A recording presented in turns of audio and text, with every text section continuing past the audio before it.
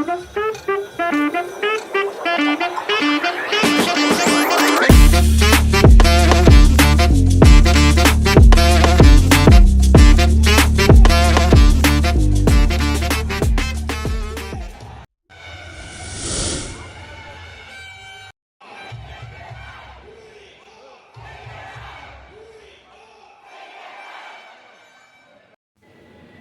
বন্ধুরা, আর একটা নতুন ব্লগে আপনাদের সবাইকে স্বাগত জানাই। আপনারা অনেকেই থাম্বনেল দেখে বুঝে গিয়েছেন যে আমি এখন কোথায় যাচ্ছি। হ্যাঁ, আমি যাচ্ছি কলকাতার ইডেন গার্ডেনে।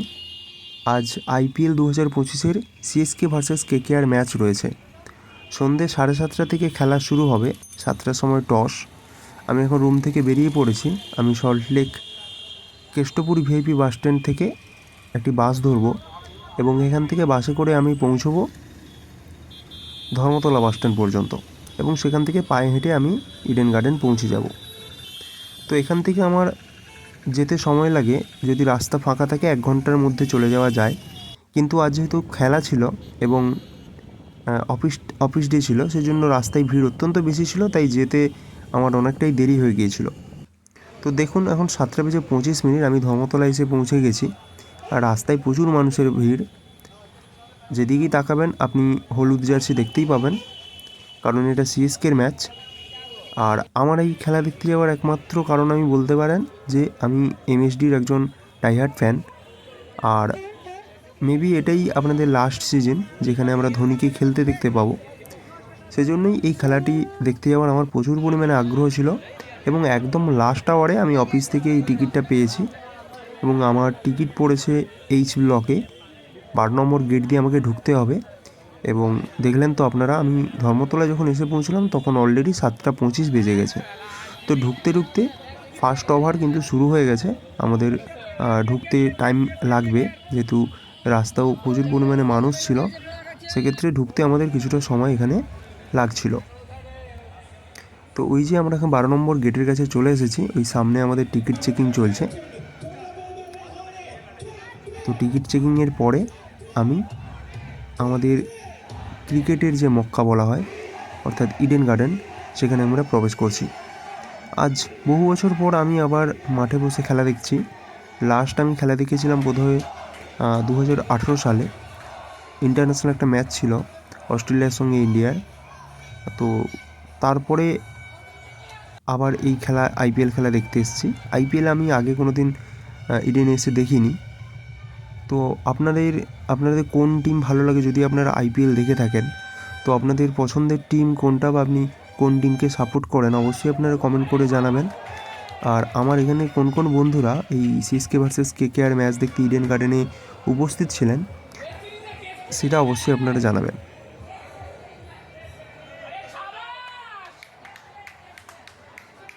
তো কিছুক্ষণ খেলার পরে আমি একটু নিচে চলে এসেছিলাম, যেহেতু আমি অফিস থেকে বেরিয়ে এসে রুম থেকে জাস্ট জামা প্যান্টগুলো চেঞ্জ করে আমি এখানে গ্রাউন্ডে চলে এসেছিলাম, তাই খাওয়া দাওয়া হচ্ছিল না, তাই নিচে গিয়ে কিছু খেয়ে নিলাম এবং তারপরে আমি আবার আমার যে নির্দিষ্ট সিট রয়েছে সেই সিটে আমি চলে এসেছি।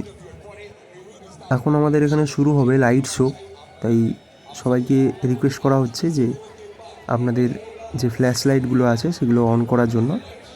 তো দেখে নিন এবার একটু লাইট শোটা কীভাবে হচ্ছিল।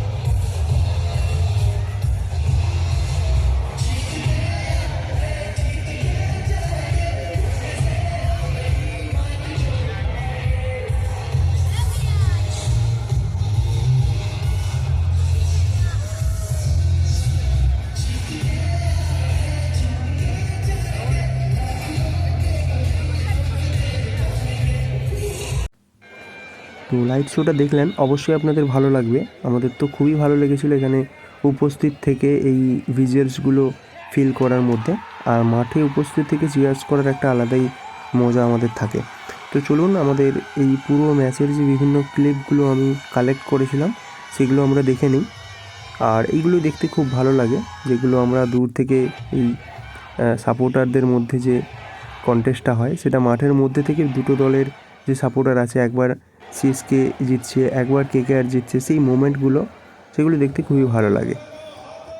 আরেকটা জিনিস আপনারা নিশ্চয়ই খেয়াল করেছেন যে এআর রহমানের যে বন্দে মাতরম গানটি হয়, যারা গ্রাউন্ডে বসে খেলা দেখেছেন, সেই মোমেন্টটা কিন্তু একদম মানে দারুণ একটা মোমেন্ট, গায়ের লোম পুরো খাড়া করে দেয়।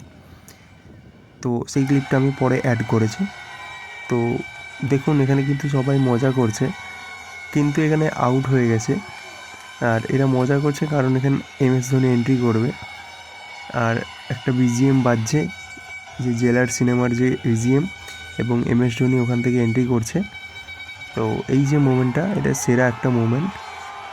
আর প্রচুর পরিমাণে হুইসেল যারা নিয়ে এসেছে তারা বাজাচ্ছে, এবং সবাই নিজের স্মার্টফোন দিয়ে ভিডিও করার চেষ্টা করছে। তো এটা কিন্তু একটা খুবই দারুণ একটা মোমেন্ট।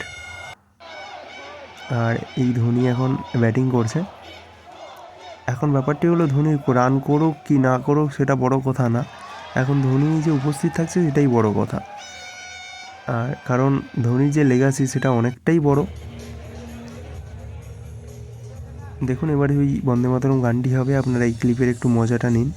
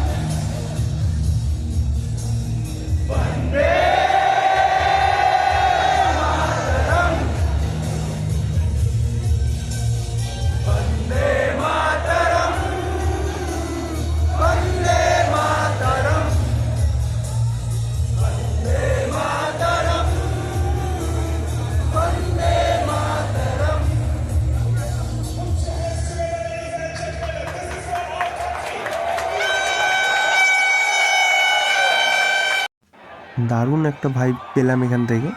আর আরও একটা মজার জিনিস যেটা হলো যে এই খেলাটা যেদিন ছিল সেদিন রাতেই কিন্তু তার কয়েক ঘন্টার মধ্যেই আমাদের ইন্ডিয়া পাকিস্তানের যে অপারেশন সিন্দুর সেটা চালু হয়। অর্থাৎ আমরা খেলা শেষ করছি প্রায় 12টা বাজে, তো তারপরেই আপনাদের 1 ঘন্টা 1.5 ঘন্টা অর্থাৎ 1:30টার দিকেই কিন্তু অপারেশন সিন্দুর যেটা সেই অ্যাটাকটা কিন্তু হয়। তো সেক্ষেত্রে দেখতে গেলে এই দুটো কিন্তু খুবই কোইন্সিডেন্স হয়েছে। তাই এই দিনটির তাৎপর্য কিন্তু আমাদের কাছে অনেকটাই মানে বেশি। চলুন আর বেশি বকবো না, আপনারা বাকি যে ক্লিপগুলো আমি নিয়েছি সেই ক্লিপগুলো দেখে নিন, একদম শেষে আপনাদের সঙ্গে কথা হচ্ছে।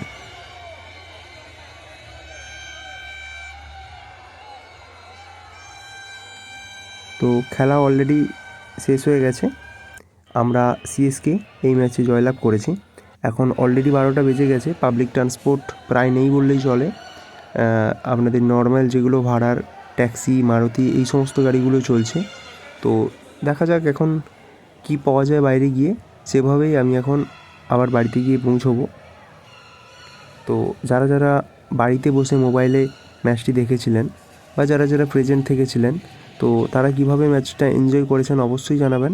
আর এবছর যেহেতু কেকেআর বা সিএসকে উভয়ই পয়েন্ট টেবিলের নিচের দিকে আছে, তাই এই বছর খুব একটা আপনাদের হোপ থাকবে না, নেক্সট ইয়ার আমরা আবার ভালোভাবে ফিরে আসবো।